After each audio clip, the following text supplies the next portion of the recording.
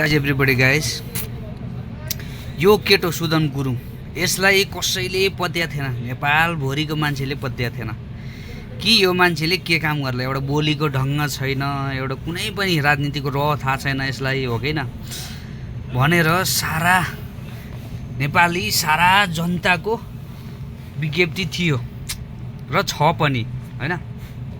अहिले आएर उनले यस्तो काम गरे उनी गृहमन्त्री भएको 12 घन्टा नबित्दै मान्छेलाई च्यापच्याप समाउन थाले।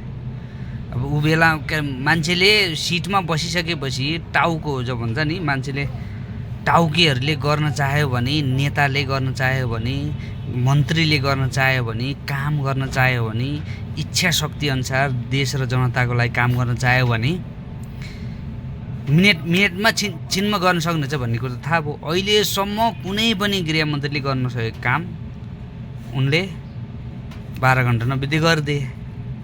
उनलाई थाहा छैन के पनि, कसरी समाउने, त्यो कसरी लगाउने। ठोक भने ठोक दियो, च्याप समात भने समात दियो। एउटा पेपर लेख भने 5 मिनटमा पेपर लेखिदियो, हैन।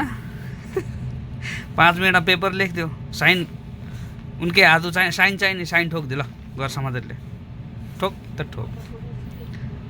अब के गर्ने सुदन भाइ, अर्थको म केही भन्दिनँ। यो बलात्कारीलाई पनि त्यसै गरी समाउनु पऱ्यो, हैन। बलात्कारीलाई पनि त्यसरी नै समाउनु पऱ्यो, त्यसरी नै जेल हाल्नु पऱ्यो। अब भ्रष्टाचारीको फाइल त्यत्तिकै खोल्नु पऱ्यो, मजाले खोल्नु पऱ्यो। अनि अर्को एउटा कुरा, सुदन भाइले भ्रष्टाचार कहाँ हुन्छ यो पुलिसलाई बताउनु, पुलिसभित्रै भएको भ्रष्टाचार चाहिँ आफैले खोज्नु नि। फेरि त्यो रणनीति यहाँ दिमागमा लगाउनु नि। फेरि पुलिसभित्रै भएको भ्रष्टाचार, अनेकौँ भ्रष्टाचार, कति सालदेखिको कति वर्षदेखिको भ्रष्टाचार छ। खोला नाला खन्दाखेरि खाने पनि त्यही पुलिस हो। हप्ता वसुली गर्नेलाई पनि च्यापच्याप मात्रै ठेल्न पऱ्यो। यो गुन्डागर्दी, देशभरिको गुन्डागर्दी हप्ता वसुली गर्ने, पुलिसलाई पैसा दिएर नाइके बनेर हिँड्नेलाई च्यापच्याप समाउनु पऱ्यो। त्यो हुन्छ नि काम। एउटा नेता मात्र काम हुँदैन, तिनीलाई कार्यान्वयन गर्नु पऱ्यो। भ्रष्टाचारको फाइलहरू त झन् चाङका चाङ होला नि। कति वर्ष 2046 सालदेखिको भ्रष्टाचारको काण्डै काण्ड होला नि त्यहाँ, हैन। छन् त्यहाँ फाइल छन्, तिनीलाई पनि खोल्नु पऱ्यो परेन।